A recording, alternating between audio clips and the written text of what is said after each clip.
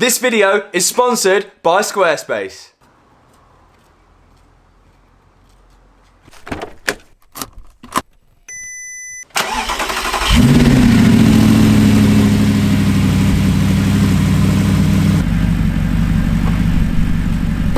Okay, so word on the street is that this car used to be a track day experience car. So the car used to get rented out on track for anyone and the dog to drive around. This probably explains the condition of the car. So in the last video we tried to figure out why this fan stayed on all the time whilst it was running, and we came to the conclusion that we would re-gas the aircon to see if that turned the fan off. So that's exactly what we're going to do today. Now, I suggested in the last video that we get the car together, we drive to my dad's, and my dad will put compressed air in the aircon to see if it will trick the fan to turn off. Now, a few of you guys cried about that. Putting compressed air in the air conditioning system would cause dampness in the aircon system and potentially ruin components in there, which you're probably right. But that still means we've still got to get the car together to get it to a place which can gas it with the proper aircon gas. So let's put the R8 back together, get it taxed, get it on the road, and then let's get some aircon gas in it.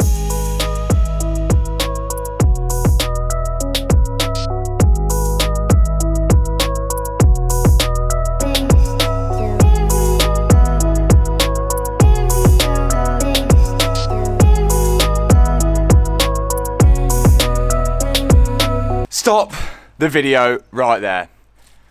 Take a look around. Dull, wet, miserable, grey. These are not the conditions I want to be working on an R8 on, but fortunately for us, Mallory Performance is just down the road and we dropped the R8 off there yesterday.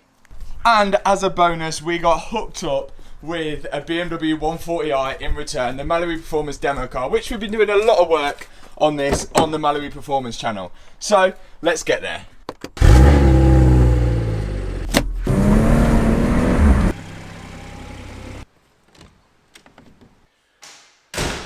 And here we are at Mallory Performance, and we spend a lot of time here, and I actually do a bit of real work here a couple of days a week. And a few of you probably asked, what exactly do I do here?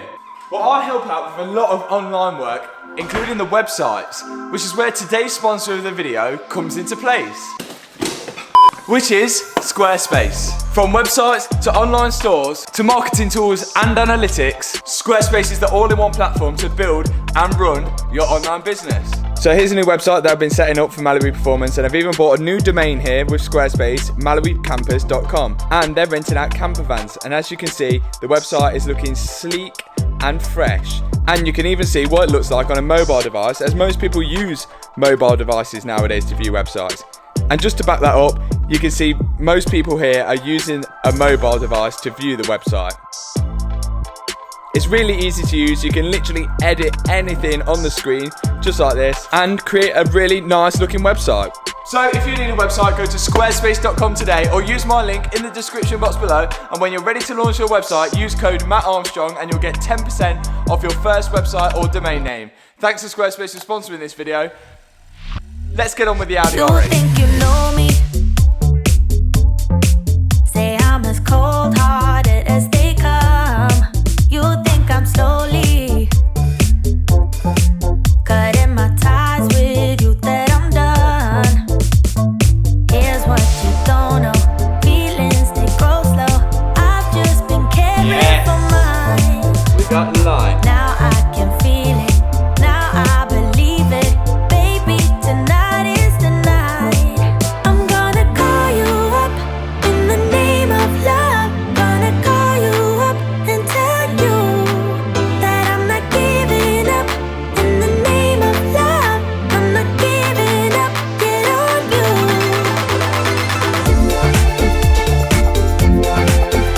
In the name of love, in the name of love.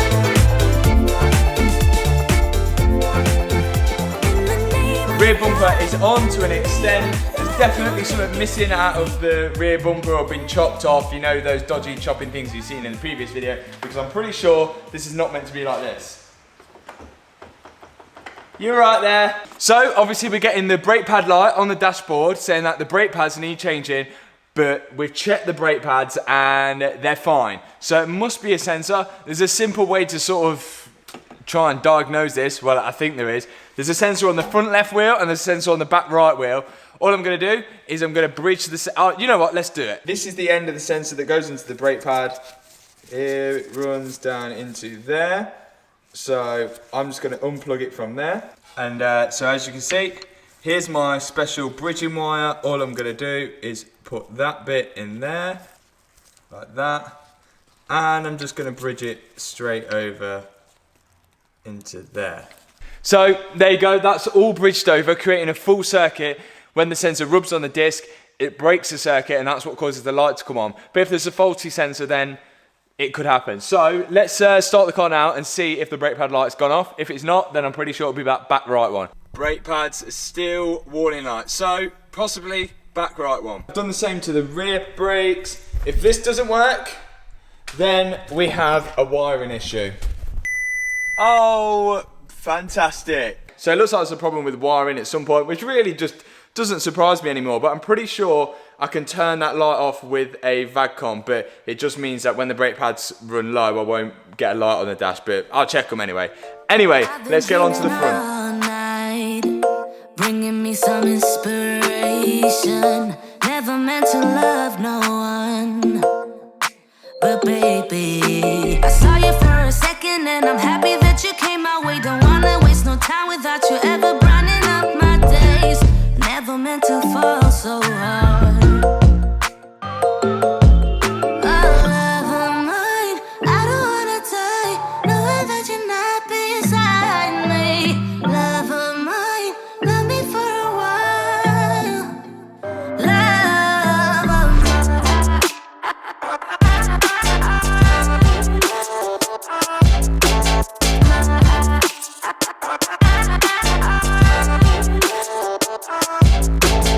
Now, if you didn't watch the previous video, and if you didn't, I don't know what you're doing, smash that subscribe button. We're trying to get 250k subscribers by Christmas, so come on, smash it. Then, you wouldn't know that we were actually missing this part of the grille, and I bought one off eBay for over £225, I think it was. And then, it was the wrong one. Turns out, ordering it from Audi direct, I could got it for 90 quid. Here it is, here's a little piece of grille. And this goes in because you can remove this lower part to put a towing eye in. £90 from Audi. I also ordered a lot of other bits as well. So whilst I was at Audi, I was having a bit of a shop as well, and I actually got an under tray for the front. That was under £100. I've got to fit this on, and hopefully we are nearly about there. And if you're not already mentioned, in the last video you would have seen that this bumper had a huge crack in this part here, and what a 8-star repair from Dent in Birmingham they've done. Brilliant. And shout out to Alloy Fix for the painted grille.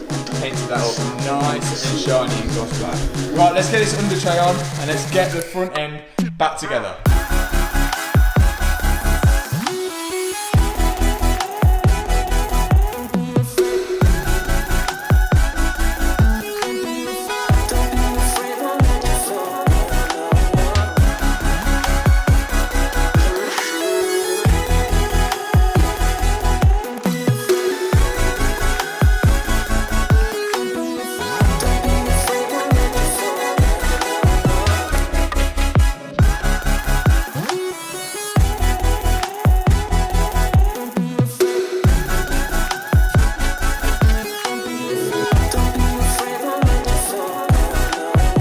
So if you missed it in the video where we serviced the Bentley on my driveway, we released these 37-piece toolkits to inspire more people to get on the drive and get on the tools. So inside my kit, you're gonna get spanners from 19mm down to 8mm, all black, and sockets from 32mm down to 8mm, and spark plug sockets as well. So if you sort of felt inspired by any of my videos or just this video alone to get on the tools, go grab yourself one. You'll be helping yourself out. You'll also be helping the channel out as well. And I feel like it's a great way to encourage new people to get on the tools and get on the driveway, and who knows where it will take you. Links in the description.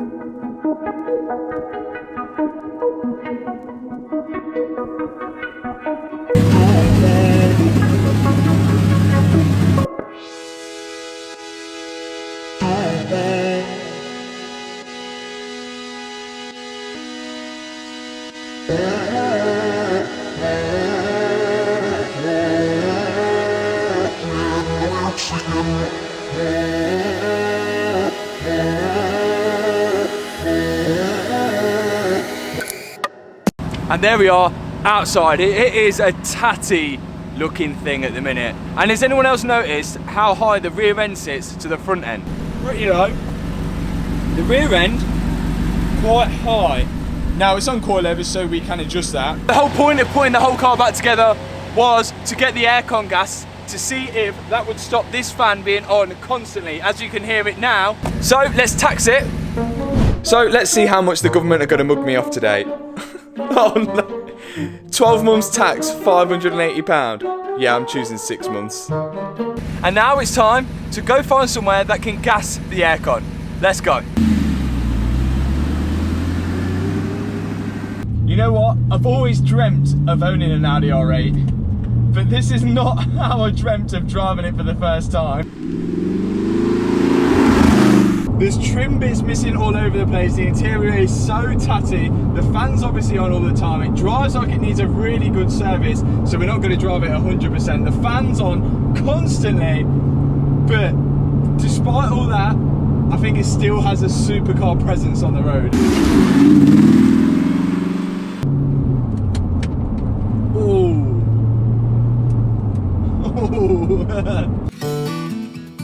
So after realising it was about 5 o'clock on a Sunday and everywhere was closed, I went back to plan 1, which was to go to my dad's and fill it with compressed air to see if that would work. And that's exactly what we did.